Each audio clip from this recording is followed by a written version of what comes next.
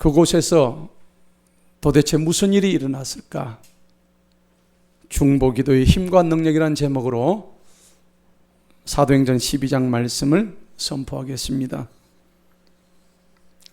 예수님께서 부활하시고 승천하신 이후에 사도행전에 보면 초대교회가 굉장히 부흥을 합니다. 성령의 역사가 교회마다 임하고요, 하나님 말씀의 능력이 곳곳에서 일어납니다.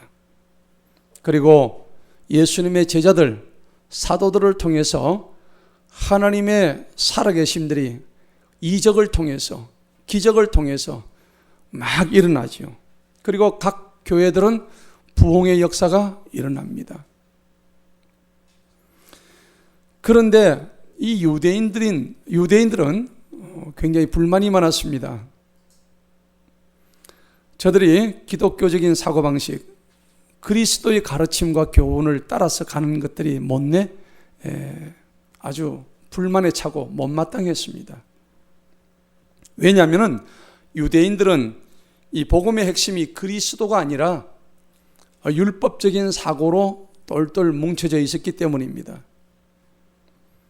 더군다나 예수님의 수제자인 베드로가 이방인들에게 복음을 전하는 것은 복음의 본질을 제대로 이해하지 못했던 유대인들에게는 이 예수라는 사람이 아주 불편했습니다.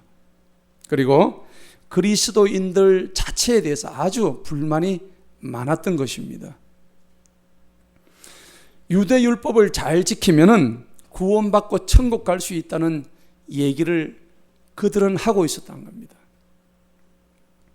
여러분, 마치 어떤 부자가 있었는데 이 부자가 일꾼들의 피를 빨아가지고 돈을 많이 벌어가지고 나라의 세금을 아주 많이 납부를 잘했습니다. 그래서 그걸로 인해 가지고 아주 상을 받고 그리고 잘했다 칭찬받은 그런 일은 아니지 않습니까? 왜? 피를 빨아먹었으니까. 세금 많이 냈다고 칭찬받을 일은 아니에요. 진정으로 예수님이 이 땅에 오신 참 이유를 안다고 하면은 그 유대인의 율법 가지고는 하나님의 왕국에 결코 들어갈 수 없다는 것을 저들은 깨닫지를 못했습니다. 그래서 숭고한 예수 그리스도의 복음이 전해지기 위해서는 이 유대인의 율법적 사고가 깨어져야만 되는 거예요. 그렇기 때문에 이것이 깨어지고 또 율법적 사고를 뛰어넘기 위해서는 어떤 시도가 있어야 되고 어떤 행동이 있어야 되고 또 거기에 따르는 희생이 뒤따라야 된다는 사실입니다. 이른바 선과 악의 싸움이죠. 의인과 악인이 서로 싸움하는 건데 이 싸움은 세상 끝날까지 계속될 것입니다. 그리고 우리가 온전히 주님을 만나는 그 시간까지 영원토록 영적 전쟁을 해야 되는 이유가 됩니다. 여러분, 사법고시 공부하는데 얼마나 힘이 듭니까? 그러면 온갖 법을 공부를 많이 해야 되죠. 율법전서를 달달 외워야 됩니다. 그런데 하나님 나라 들어가기 위해서는 유대인들이 하나님의 율법을 달달달 외워야 되는 거예요. 613가지 율법을 끝까지 지켜야 되고 하나라도 안 지키면 안 되고 그리고 성경을 늘 읽어야 되고 선한 행위를 열심히 노력을 해야 천국 갈 수 있다고 믿었는데 아니 그게 아니야. 율법으로는 하나님 나라에 들어갈 수 없다고 하는 그리스도의 복음이 등장했습니다. 저들의 사고방식으로는 이게 지금 패닉이 온 거예요. 지난주에도 제가 말씀을 드렸다시피 기독교는 변화의 종교입니다. 성령님을 받으니 사울이 바울이 된 것처럼 사람이 한순간 변해버린다는 겁니다. 여러분, 사람이 변하기가 쉽지가 않아요. 여러분 한번 제대로 변해보셨습니까? 결코 변하지 않습니다. 사람은 아주 고집이 세요. 누구든지 자기만의 아성이 있다고요. 그런데 우리가 성경을 보게 되면 그렇게 고집쟁이들이 한순간에 성령을 받으니까 완전히 변해버리는 겁니다. 너무나 급작스럽게 변하니 본인도 놀라요. 그런데 주위 사람은 더 놀랍니다. 아니 저런 인간이 어떻게 저렇게 변했는가? 라고 할 정도로요. 그래서 극적으로 변해버린, 나를 가장 이해하지 못하는 게 누구냐면 나를 주변에서 가장 가까이 바라보는 그런 가족들이에요. 가족들이 어떻게 저 인간이 저렇게 변할 수가 있는가? 물론 좋기는 하겠지만, 그런데 그 반대의 방향으로 가족의 핍박이 가장 심했어요. 예수 믿는다고 가장 많이 박해하는 사람이 사실은 가족이거든요. 예수를 믿으면은 세상 사람들이 이해할 수 없는 비상식적인 일들이 복음을 통해서 막 일어납니다. 우리는 그런 것을 많이 보고 또 그런 간증을 많이 듣고 있잖아요. 그런데 이런 일들이, 비정상적인 일들이 일어나는 것을 세상 사람들은 이해를 못하는 거예요. 복음의 능력을 모르기 때문에. 이를테면은 분명히 고난을 많이 받은 사람들이 보면 그런 복음으로 인해서 변화를 쉽게 하는데, 오히려 그 고난을 받음으로 해가지고 진리가 더 든든히 서가지고 하는 거예요. 그리고 교회는 그 고난을 통해서 더 부흥하고 있다는 얘기입니다. 여러분, 교회는요, 이 사도행전에 나오는 초대교회 시대나 지금이나 아니면 말세가 온다 할지라도 고난의 역사 속에서 한 번도 이탈된 적이 없습니다. 계속 교회는 고난 속에 있는 거예요. 그런데 고난이 오는 이유는 은혜를 이루기 위해서 고난이 오는 겁니다. 초대교회는 성령의 충만함, 그 다음에 하나님의 이적과 기사를 보면서 예수 그리스도를 믿는다는 이유 하나만으로도 사람을 잡아 죽였던 시기예요. 그리고 죽음을 각오해야 되는 그런 때였습니다. 오늘 본문의 말씀 내용이 뭐냐? 죽음 직전 그 고난 가운데 감옥에 지금 갇혀있는 베드로의 이야기입니다. 도대체 베드로는 왜 감옥에 갔으며, 또 감옥에서 무엇을 했으며, 또 감옥에서 어떻게 탈옥을 할 수 있었던가, 도대체 그곳에서 어떤 일이 벌어졌는가, 오늘 그게 설교의 제목이에요. 1절을 한번 보시기 바랍니다. 1절에 보니까는 이제 그 무렵에 헤롯 왕이 손을 뻗쳐 교회 중 몇 사람을 괴롭게 하려고 요한의 형제 야고보를 칼로 죽이니라. 여러분, 1절에 보니까 헤롯 왕이 손을 뻗쳤대요. 손을 뻗쳐서 교회 중에 몇 사람을 괴롭게 했답니다. 여러분, 교회가 사람이 사람, 교회는요 건물이 아니에요. 여러분 정확하게 아셔야 되는데, 교회라 그러면 여러분들 이 외관에 지어진 건물로 생각하는데 그게 교회가 아닙니다. 교회는 뭐냐? 하나님을 믿는 사람들의 모임이 교회인 거예요. 건물이 아닙니다. 성도들이 모인 것을 교회라고 얘기하는 겁니다. 그래서 오늘 분명히 손을 뻗쳐 교회 중 몇 사람을 괴롭게 한다, 그래서 표현을 하고 있는 거예요. 그런데 누가 이랬다고요? 헤롯 왕이 그랬다고요. 성경에는 헤롯이 한 사람으로 착각하지만 절대 그렇지 않습니다.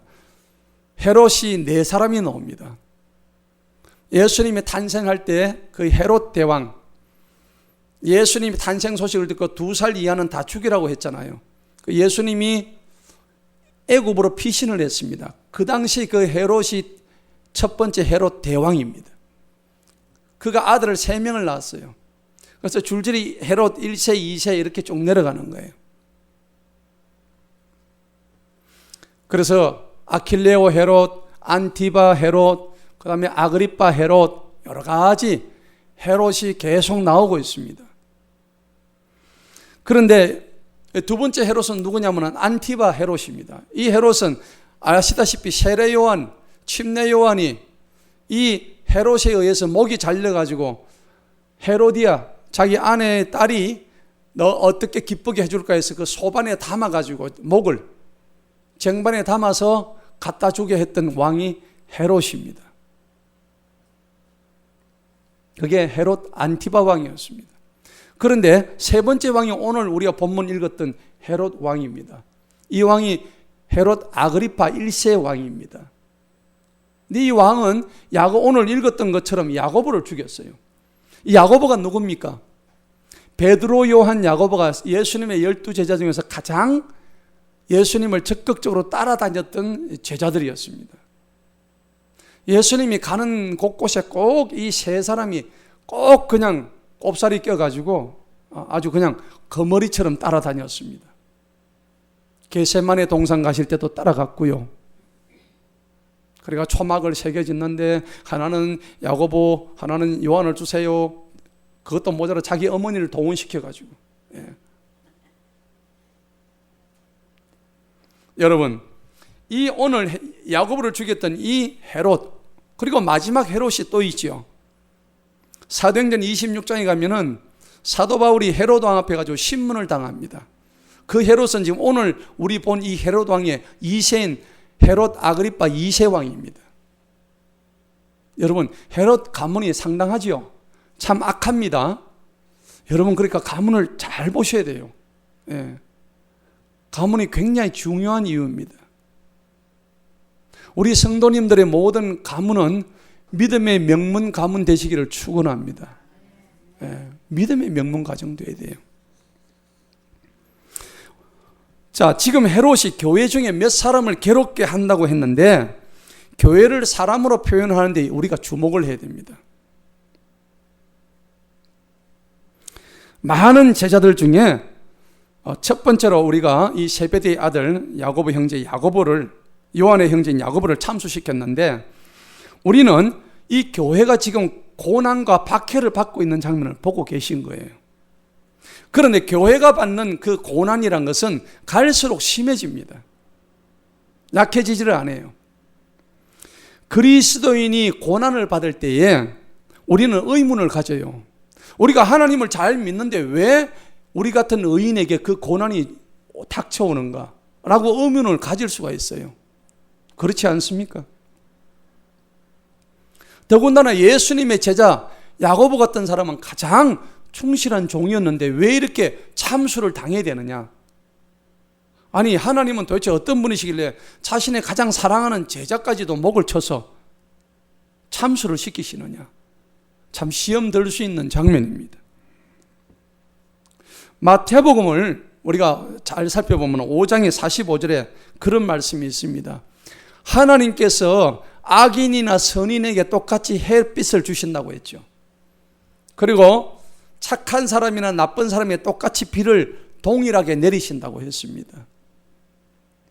왜 그럴까요?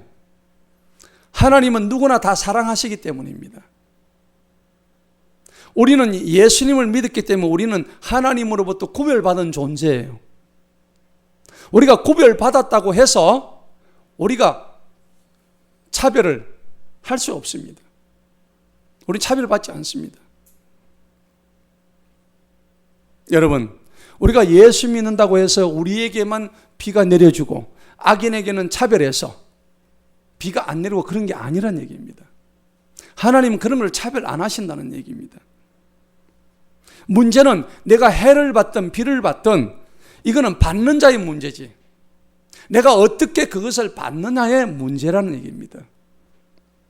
문제를 어떻게, 고난이 왔을 때 그 문제를 내가 어떻게 해석하고 그것을 내가 어떻게 받아들이냐, 그게 중요하다는 얘기입니다.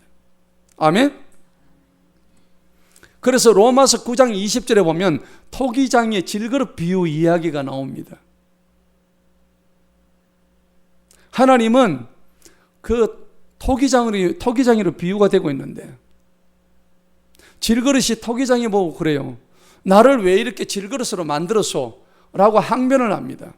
기왕이면 나는 좀 좋은 금그릇으로 만들지 왜 나를 하필이면 이렇게 질그릇으로 만들고 요강으로 만들어가지고 이렇게 나를 천하게 쓰십니까? 라고 항변을 할 수 있다는 거예요. 그런데 로마서 9장 20절 21절에 보면 하나님께서 너는 나한테 항변할 자격이 없다. 항변하지 마라. 그거는 누구의 마음이냐? 토기장의 마음이다. 라고 성경에 그렇게 적혀져 있는 거예요. 내가 오늘 살아가는 이 삶이 하나님한테 항변할 내용이 아니란 얘기입니다. 주어진 것에 감사하고 또 오늘 주님께서 우리에게 고난을 주셨는데 이 고난이 나한테 왔을 때 그것이 왜 왔는지 물을 자격이 우리한테는 없다는 겁니다. 우리는 오히려 그 고난이 왜 왔는가, 왜 나를 질그릇으로 만들었는가, 그런 것을 묻기 이전에 우리는 이 질그릇을 내가 어떻게 잘 사용할 것인가에 대한 답변부터 해야 되는 거예요. 그리고 나한테 주어진 이 고난을 내가 어떻게 해결해야 되는가, 그것에 초점을 맞춰야 된다는 사실입니다. 여러분, 누구나가 죽습니다. 안 죽는 사람 아무도 없듯이 고난은 누구에게나 찾아오게 되어 있습니다. 고난의 종류가 다 틀리다는 얘기입니다. 우리가 불치병에 걸릴 수가 있어요. 특히 그리스도인들이 불치병에 걸리면 난리가 납니다. 아니, 하나님을 믿는데 내가 왜 불치병에 걸려? 이해가 안 돼. 근데 가장 큰 문제는 목사들이 불치병에 걸리면 더 난립니다. 그렇지 않습니까? 제일 문제가 목사들이에요. 내가 주의 종을 하고 있는데 이렇게 불치병에 걸린다는 게 이해가 안 되는 거예요. 하나님 도대체 나한테 왜 그러시는 거예요? 오해하지 마십시오. 하나님은 우리를 복음으로 구별하셨습니다. 그렇지만은 세상 사람들과 차별하지 않습니다. 오해하면 안 돼요. 고난을 받을 때 우리가 가질 수 있는 자세와 태도가 매우 중요한 이유입니다. 몇 해 전에 잊혀지지 않은 전쟁이라는 책이 나왔는데 그 책을 쓴 사람 이름이 토마스 클레멘트라는 사람이에요. 저 사람이에요. 이 사람이 누구냐니까 자기 아버지가 6.25 났을 때 한국 전쟁 때 미군이었어요. 그리고 자기 엄마가 한국 사람이었어요. 그래서 거기서 태어났으니까 뭡니까? 혼혈하잖아요. 튀깁니다, 일종의. 그래서 이 아이가 4살 때인가 5살 때 돼서 미국 가정으로 입양이 되어버린 거예요. 자기 아버지는 누군지도 몰라요. 전쟁통에 미군이 한국 여자고 그랬는데 누군지를 알 수가 있을까요? 그래서 이 엄마가 아이를 낳았는데 반쪽은 미국 사람이고 반쪽은 한국 사람이에요. 도저히 전쟁통에 먹을 것도 없는데 이 아이를 기를 자신이 없어서 이 아이를 갖다가 어쨌든 그 찢어지는 마음을 뒤로 하고 이 아이를 갖다가 길거리에 내보냅니다. 옷을 좋은 거를 입혀가지고 얘야 앞으로 쭉 가라. 저 가는데 절대 뒤를 돌아보지 마라. 그렇게 얘기하고는 그 아이가 앞을 보고 가는데 엄마가 뒤를 보니까 나중에 보니까 사라지고 없는 거예요. 영원히 엄마를 만날 수가 없다는 겁니다. 그런데 그 아이가 좋은 옷을 입고 있었는데 그 전쟁통에 그 길거리에서 있던 거지들과 고아원 아이들이 와가지고 옷을 다 찢어 발기고 그리고 데려가지고 막 쭉 팹니다. 튀기라고, 혼혈하라고. 얼마나 많이 맞았고 얼마나 수모를 당했던지. 그리고 온몸에 휘발유를 끼얹어가 불을 붙이고요. 그래서 이 아이가 어쨌든 그 고아원에 있는데 자기 먹는 밥그릇에 막 똥오줌을 누가 싸놓고요. 그런 그 책에 보면 나오는데 여러분, 이 아이가 그러다가 미국으로 이제 입양이 됩니다. 미국 가정으로. 새로운 양 아버지, 양 어머니를 미국 사람을 만나게 됩니다. 그런데 이 아이가 잘 성장을 합니다. 미국에서. 좋은 대학을 나오고요. 그래가지고 미국에서 과학자가 됩니다.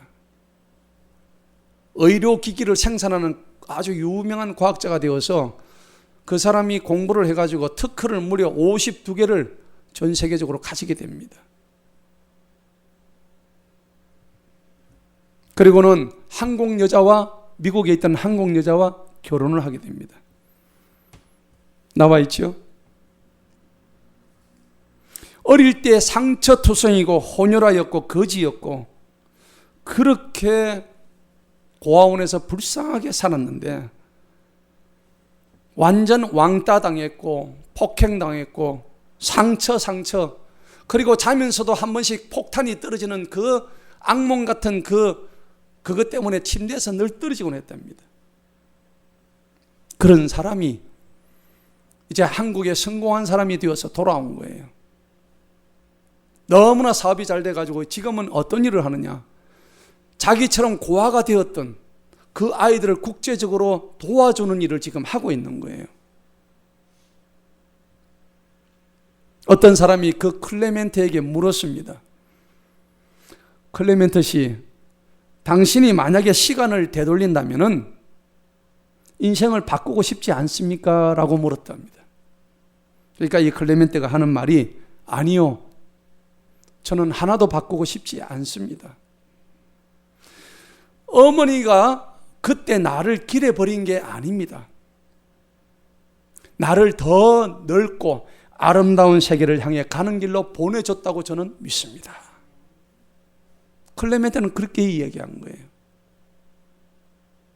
만약에 그 클레멘토가 그 어머니를 원망하고 자기를 버렸던 어머니를 원망하고 또 자기 신세를 한탄했더라면 오늘같이 그렇게 하나님을 믿고 선교사에 의해서 미국까지 가게 된 그 아이가 하나님을 믿고 또 하나님의 선한 일을 하는 위대한 그런 과학자, 사업자가 되지 못했을 것입니다. 이 클레멘트는 이 땅에서 심한 차별을 받았습니다. 엄청난 차별을 받았지요. 그래도 그 차별을 받고서도 그는 원망하지 않았습니다. 그런데도 우리는 무의식적으로 남을 차별합니다. 나도 모르게 남을 차별을 해요. 그런데 하나님의 구원은요, 누구도 차별하지 않으십니다. 하나님이 구원하시고자 하는 자는 어떤 사람도, 범죄인도, 중죄인도, 하나님의 자녀도 누구도 차별하지 아니하십니다. 하나님의 구원의 문은 누구에게나 열려 있다는 겁니다. 오히려 우리가 복음을 가졌다고 불신자들을 차별하는 일이 있어서는 안 됩니다. 우리가 그런 데 익숙하지 않은지 다시 한번 스스로를 돌아봐야 되는 겁니다. 그리스도를 모른다는 이유로 남을 차별해서는 안 되는 거예요. 우리가 왜 남을 차별할까요? 차별하면 내가 그것을 통해서 내가 이익을 얻기 때문입니다. 헤롯도요, 자기들을 차별하는 이 야고보를, 이 그리스도인들을 죽인다면은 이 헤롯이 통치를 대상으로 삼고 있던 유대인들로부터 자기가 인기를 얻는다고 생각했어요. 유대인들이 싫어하는 그리스도인들을 잡아 죽이면은 자기가 이 정치하는데 굉장한 인기를 얻어서 표를 많이 얻을 거라고 그렇게 판단을 했던 겁니다. 그래서 오늘 본문에 보니까는 야고보를 죽인 거예요. 야고보가 무슨 큰 죄인이 되어서 죽임을 당한 것이 아닙니다. 억울하게 사실은 죽은 거예요. 예수 믿어서 그들에게 해를 준 게 아무것도 없는데도 불구하고 야고보는 정치적인 목적에 의해서 살해당한 거예요. 헤롯이 유대인들에게 환심을 사기 위해서 이 야고보를 정치적인 목적으로 사람을 죽여버렸습니다. 여러분, 이러한 사실은 예나 지금이나 똑같아요. 지금도 그렇습니다. 희생양이 누군가가 있다는 사실입니다. 아무튼 야고보를 처형함으로 인해 가지고 헤롯은 지금 신이 났어요. 야고보를 죽이고 나니까 유대인들이 박수를 치고 난린 거예요. 정말 잘 죽였다고. 예. 그러니까 이제는 또 한 명을 죽여야 되겠는데 누굴 죽이지 하고 보니까 베드로가 있는 거예요. 그래서 베드로를 잡아 죽이려고 병사들을 시켜서 베드로를 감옥에 오늘 집어넣은 거예요. 오늘 그 장면입니다. 우리가 읽었던 본문이. 그런데 베드로를 잡아 넣었는데 어떻게 감옥에서 이 베드로를 갖다가 포박을 했는지 한번 보실까요? 자, 5절부터 보시기 바랍니다. 그때에 4절 봅니다. 그가 베드로를 붙잡아 감옥에 가두고 4인조 병사 4조에게 맡겨 지키게 하니 이는 이스트가 지나면 그를 백성 앞에 끌어내고자 하기 때문이었더라.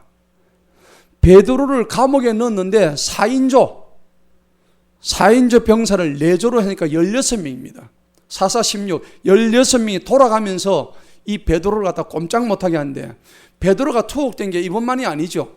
이 앞에도 또 투옥이 됐잖아요. 그런데 베드로는 투옥될 때마다 하나님의 도우심으로 막 나오기 때문에 그 소식을 들었는지 이제는 꼼짝 못하게 베드로를 그냥 양팔에 잡고 감옥 안에서도 꼼짝을 못하게 그렇게 한 거예요.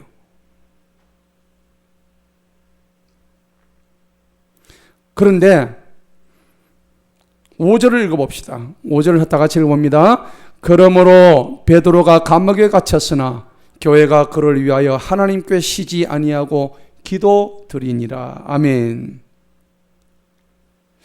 자, 이 교회는 아까 성도들의 모임이라고 했죠. 그들이 모여서 뭘 했다고요? 기도한 거예요. 감옥에 갇힌 베드로를 위해서 그들이 할 수 있는 것은 기도밖에 없던 거예요. 왜? 어떠한 힘도 동원이 될 수가 없으니까. 그 막대하고 막강한 권력을 이겨낼 수 있는 게 아무것도 없었어요. 여러분, 기도는 언제 합니까? 여러분, 언제 기도할까요? 기도는 내가 뭔가로부터 도움을 청할 수 없을 때 하는 게 기도입니다. 여러분, 기도 안 하는 이유가 뭘까요? 내 힘으로 충분히 할 수 있으니까 기도를 안 하는 거예요. 자기 힘으로 다 할 수 있다고 믿기 때문에. 지금 베드로가 감옥에 있는데 이 감옥에 있는 베드로를 꺼내기 위해서는 헤롯 왕을 구워 삶을 만한 주변에 아는 사람이 있어야 되는 거예요. 거기에다 돈을 줘서 베드로를 빼내기 위해서는 헤롯과 연줄이 있는 사람을 알아가지고 어쨌든 구워 삶아가지고 이 베드로를 감옥에서 꺼내야 되는데 아무도 그런 사람이 없어. 예. 뇌물을 줘서라도 감옥에서 석방시켜주면 좋겠는데 그런 사람이 단 한 사람도 없는 거예요, 지금. 그러니까 할 수 있는 게 뭐예요? 기도밖에 없는 거예요, 기도밖에. 성도 여러분, 우리에게 고난이 왔을 때에 어떻게 하느냐가 우리에게 관건입니다. 방법은 2가지예요. 하나는 세상의 연주를 대는 겁니다. 자신만이 할 수 있는 도움을 찾아 나가는 거예요. 또 다른 하나는 뭘까요? 하나님을 찾아서 하나님께 기도하는 겁니다. 여러분은 어떤 걸 택하시렵니까? 하나님께 기도하는 것을 택하시길 축원합니다. 여러분, 우리가 하나님께 간절히 기도하는 이유는 뭐냐? 그리스도인이 하나님께 간절히 기도하는 이유는 하나님이 가장 고난 중에서 제일 먼저 생각났기 때문에 기도하는 거예요. 내가 고난이 왔을 때 기도하는 마음이 생긴다는 것은 얼마나 축복인지 몰라요. 그러면 누가 제일 기도 잘하는 사람이 될까요? 기도를 누가 제일 잘하겠어요? 첫 번째는요, 도움을 청할 곳이 하나도 없는 사람들. 가장 기도를 잘하는 사람이에요. 그리고 2번째는 의사도 포기한 지금 죽음을 앞둔 중병자들입니다. 의사도 포기한 자예요. 가망이 없는 사람들이에요. 전혀 가망이 없습니다. 그리고 3번째는요, 해외 저 오지에 나가가지고 위험한 그 해외에 나가지고 지금 선교로 일하는 선교사들입니다. 선교사들은 말도 안 통하는 그곳에서 누구에게도 도움을 청할 수 없는 그런 상황입니다. 그 상황에서 할 수 있는 게 무엇밖에 없어요? 기도밖에 없는 거예요.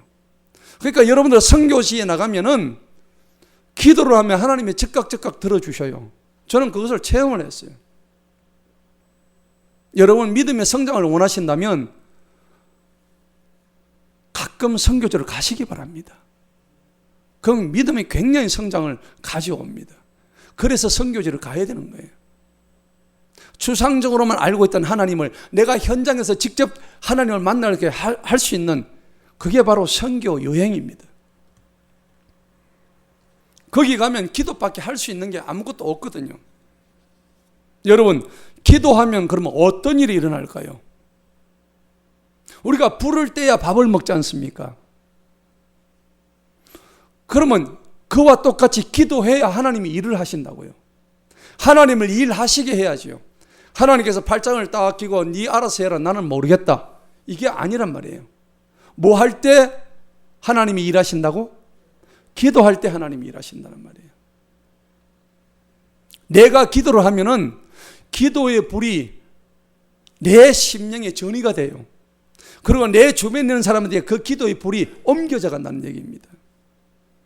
그리고 기도할 때 어떤 일이 일어날까요? 하늘에서는 난리가 나요. 천사들이 다 동원이 다 됩니다. 그런데 한쪽에서는 비상 걸리는 데가 있어요. 어디입니까? 마귀들은 비상이 걸려요. 내가 기도하면은. 여러분, 교회는 어떻게 될까요? 교회는 내가 기도하는데 부흥이 교회가 돼요.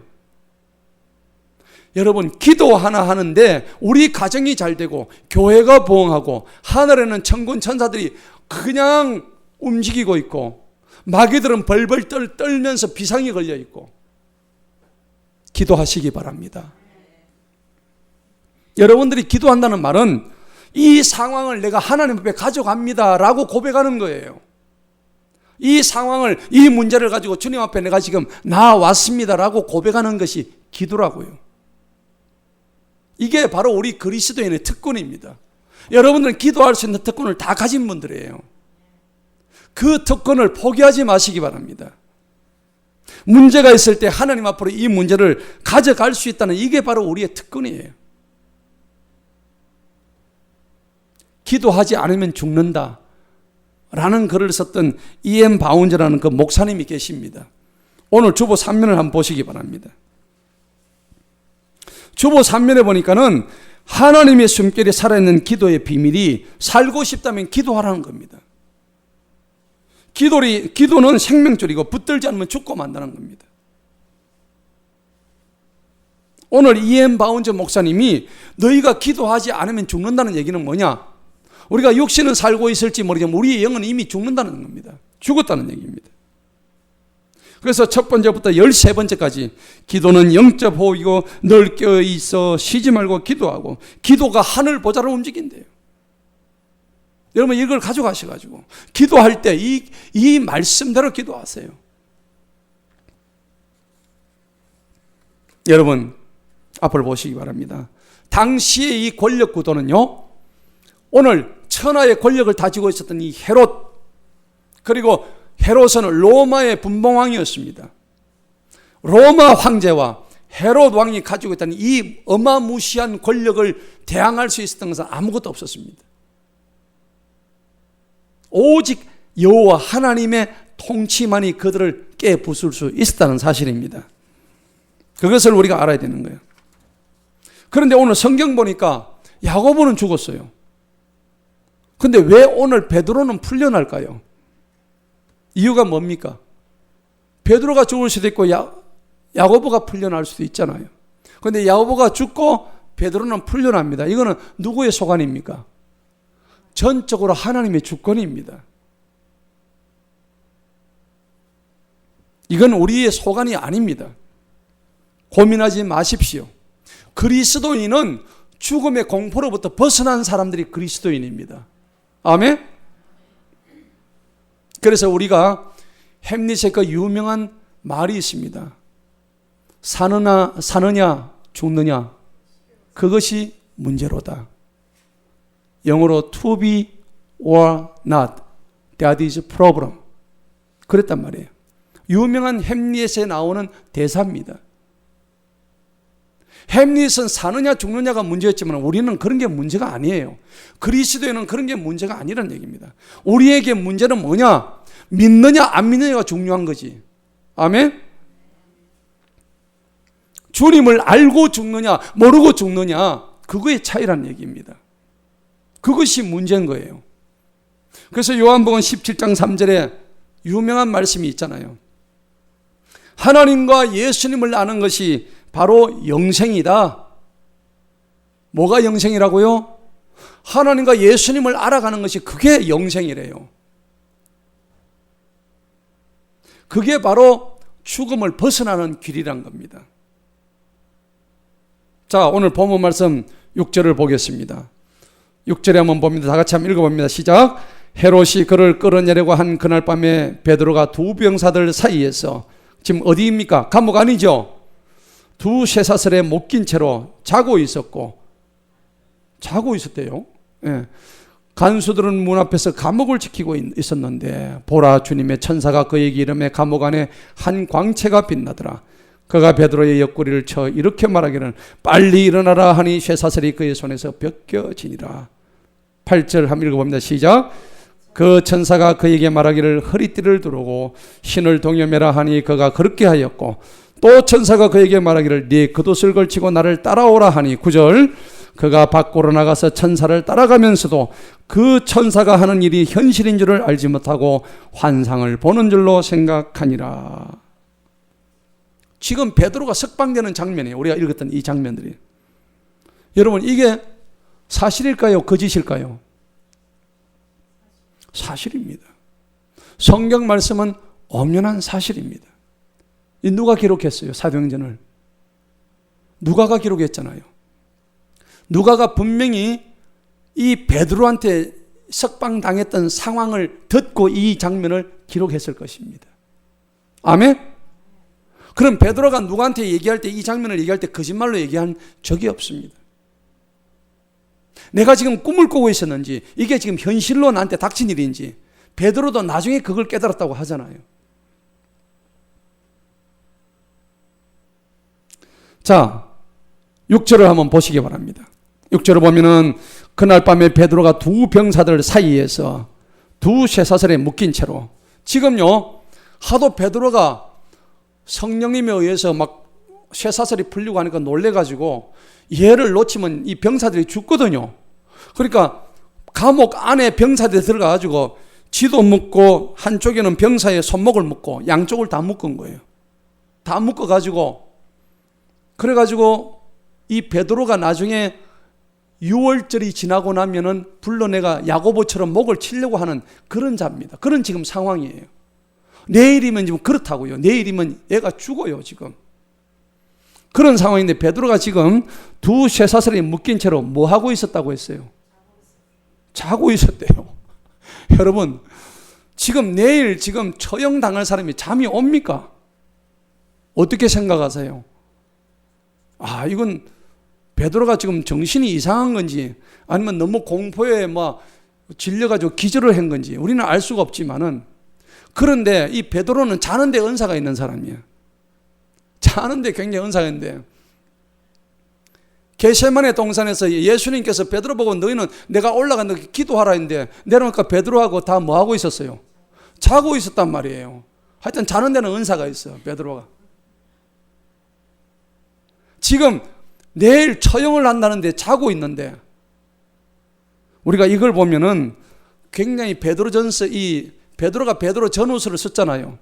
베드로전서에 보면 3장 7절에 보니까 너희 염려를 다 주께 맡기라 그랬잖아요. 아멘? 베드로가 그런 말을 했어요.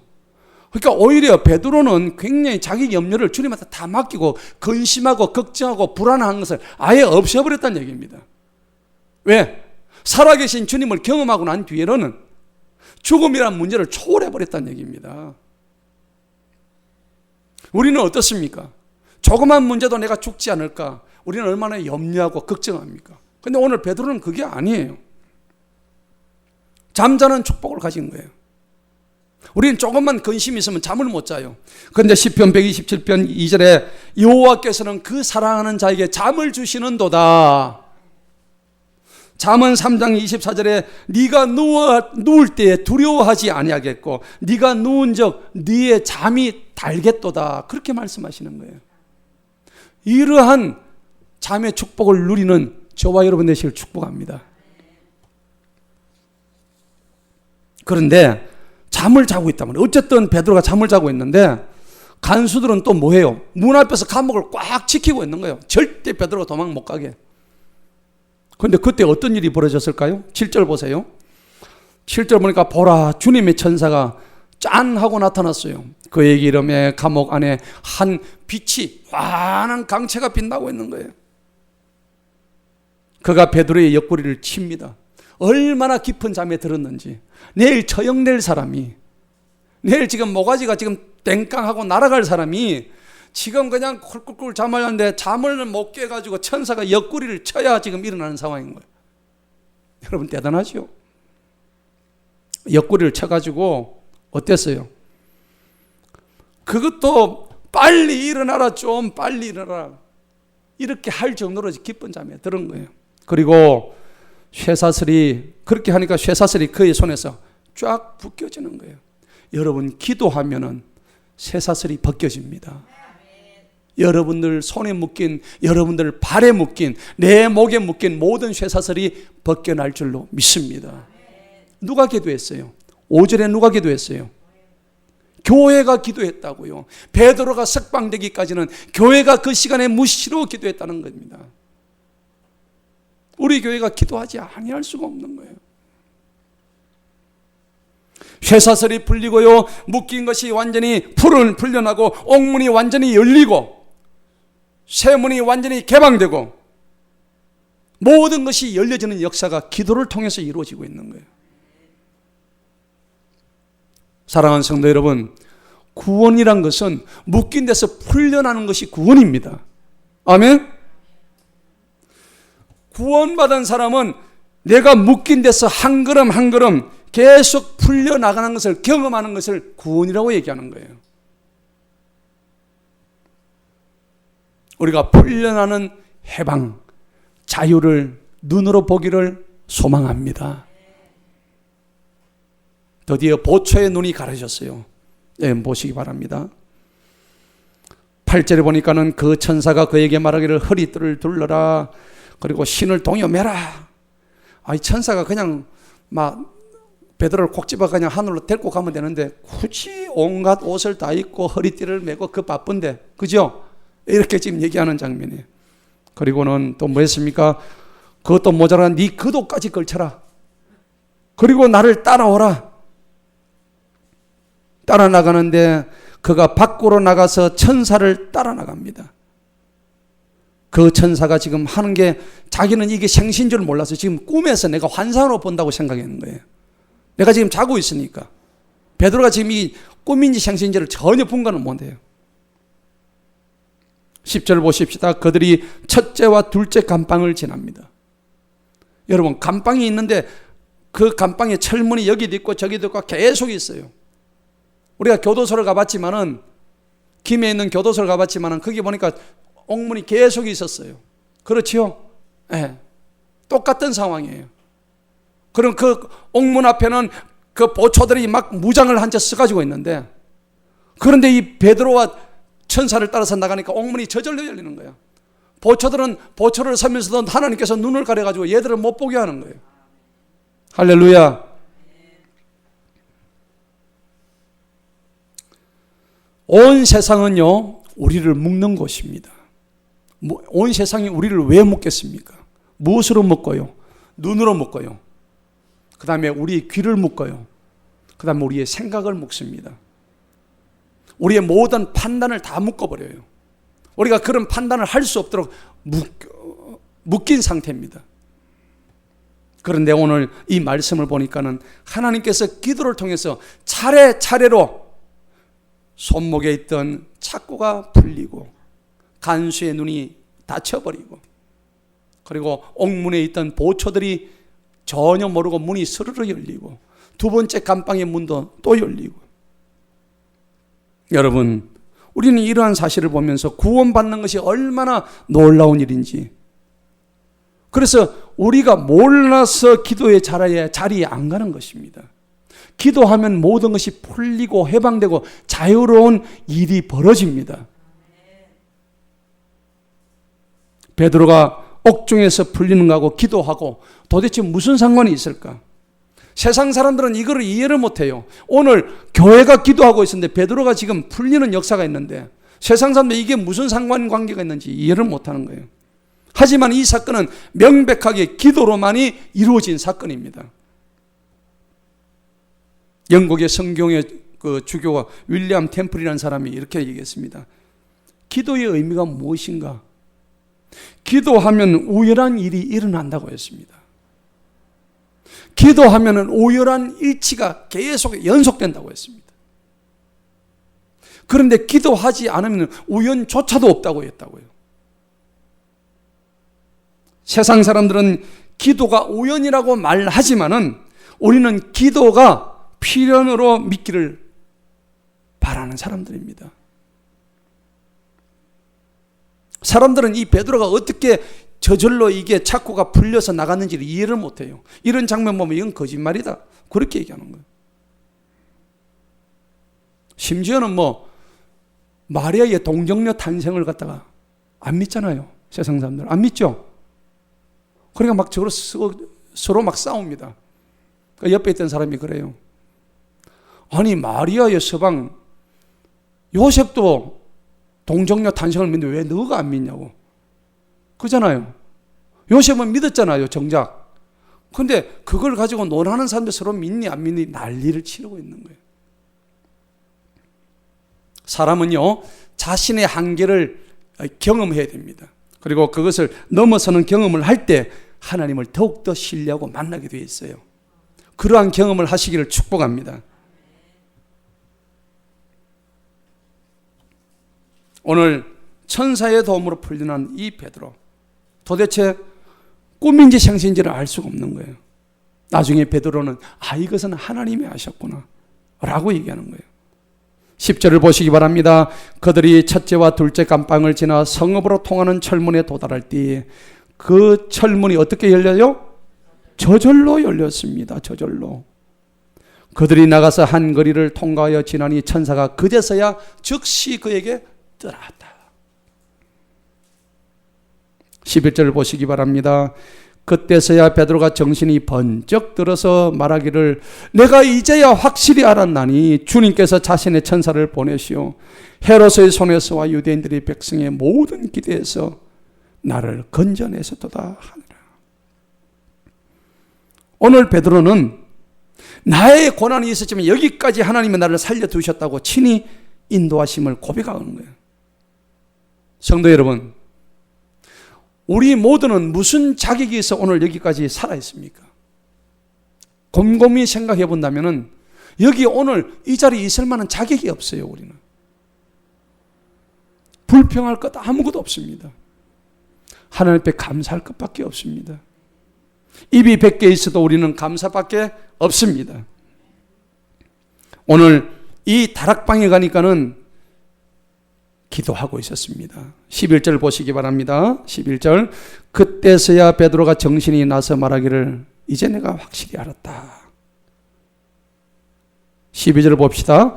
그가 그 일을 깊이 생각하고 별명이 마가라는 요한의 어머니 마리아의 집에 이르니, 이 마가의 다락방이 바로 이곳입니다.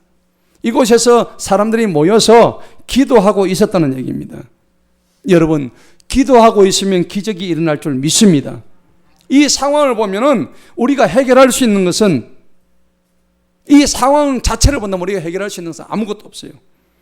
그때 우리가 믿는 자들로서 해결할 수 있는 것은 오직 기도밖에 없습니다. 그런데요, 문제가 있습니다. 기도하고 난 뒤에 전적으로 하나님한테 맡기지를 못해요. 의심을 한다는 겁니다. 문제는 기도한 후에 우리가 그것을 하나님한테 맡게 된다는 사실입니다. 진짜로 기도하는 사람은 기도하고 난 뒤에 결과가 어떻게 되든지 그게 연연하지 않는 사람이에요. 염려를 주께 맡겼다. 베드로전서 5장 7절에 베드로가 했던 그 말처럼 내가 기도하고 난 뒤에 결과에 대해서는 내가 자유해야 된다는 의미입니다. 내가 기도했는데 하나님께서 왜 이거 안 해주시지? 그런 것 자체를 안 한다는 얘기입니다. 내가 원하는 대로 응답이 안 되어도 불만이 전혀 없어야 되는 겁니다. 여러분, 기도하는 그 자체가 능력인 줄 믿습니다. 응답되든 안 되든 여러분들은 기도하는 그 자체가 여러분들의 능력이 되는 거예요. 여러분, 기도 응답되는 것만이 능력이 아닙니다. 오해하지 마시기 바랍니다. 여러분, 기도의 응답에는 세 가지가 있다 했잖아요. 예스냐, 노냐, 웨이트냐. 그래, 응답해 줄게. 이거 안 돼, 응답하면 안 돼. 그리고 잠시 기다려. 여러분, 하나님께서 우리에게 기도 응답해 주시는 이 세 가지 유형인데, 그래, 네가 하나님의 뜻대로 구했기 때문에 내가 해줄게. 그런데 하나님의 뜻대로 구했는데도 안 돼 하는 경우 있어요. 어떤 때일까요? 이 아이가 하나님 아빠한테 칼을 달라 그래. 칼이 너무 잘생겨가지고 너무 이뻐가지고. 그런데 이 아이에게 아빠가 칼을 줄 수 있겠습니까? 큰일 나잖아요. 아무리 그 칼이 좋아한들 그 칼을 아이에게 줄 수가 없는 거예요. 그리고 기다리라 하는 경우가 있습니다. 우리가 기도할 때 하나님께서 기다리고 보니까 나중에 보니까 왜 기다린 줄 알겠는 거예요. 그 당시에 내가 그것을 받았더라면 나는 필시 망할 수밖에 없었던 거예요. 배탈이 날 수밖에 없는 거예요. 아이가 길을 가는데 아빠 저거 좀 맛있는 거 좀 따줘. 그런데 자세히 보니까 푸디근 거예요. 덜 익은 거 먹으면 배탈 나잖아요. 그럼 지금은 안 돼. 좀 이따 기다려 줄게. 그래서 기다리라고 하는 거예요. 여러분, 진정한 기도의 응답은 무엇일까요? 내 원대로 마옵시고 오직 아버지 뜻대로 하옵소서. 이것만이 진정한 하나님이 원하시는 기도의 응답입니다. 이 세상 어떤 사람도 경험치 못한 자유를 여러분들은 경험할 줄 믿습니다. 진정한 그리스도인은 우리 인생의 어떤 결과로부터도 자유하는 사람입니다. 하나님께서는 우리를 선한 길로 인도하십니다. 말씀을 맺겠습니다. 우리는 못마땅해도 잘못되어도 우리는 그 길로 가야 됩니다. 하나님이 우리에게 주신 참 자유를 만끽하기 위해서는 상황을 바라보지 마시고 문제를 문제로 바라보지 마시고 우리를 향해서 지으신 그 주님의 뜻을 따라서 달려가시기를 원합니다. 주님께서는 우리를 위해서 가장 좋은 것을 예비하고 계십니다. 바나바와 바울은 나중에 이 사건들을 목격합니다. 베드로가 이렇게 풀려나는 이 사건들을 목격하면서 바나바와 바울은 기도를 하게 됩니다. 그리고 이 13장에 들어가면은 빌립보 감옥에서 똑같이 바울도 옥중에서 탈출하는 경험을 합니다. 왜? 베드로가 이런 경험을 했던 것을 두 눈으로 똑똑히 지켜봤기 때문에. 이것은 우리 자신에게 그대로 적용되어야 할 줄로 믿습니다. 오늘 베드로의 탈출 사건, 탈옥 사건을 통해서 우리도 우리에게 지금 족쇄에 채워진 이 착고들이, 이런 것들이 기도를 통해서 풀려날 수밖에 없다는 것을 기억하시기 바랍니다. 여러분, 기도하십시다. 이젠 기도의 계절입니다. 여러분 가정이 부흥하고 교회가 부흥하고 여러분들 자신들이 되살아나는 기도밖에 없습니다. 우리 교회가 지금 기도의 기치를 올리고 있는 때에 여러분들 교회에 오셔서 그리고 기도의 계획을 세우셔서 기도하시기 바랍니다. 답답한 사람 기도합니다. 근데 내가 스스로 잘할 수 있다고 믿는 사람은 기도하지 않습니다. 근데 오늘 주님이 말씀하시는 이 기도를 통해서만이 베드로의 모든 어려움들이, 고난들이 해결되었듯이 우리 모두 기도를 통해서 승리하는 저와 여러분 되시기를 주님 이름으로 축원합니다.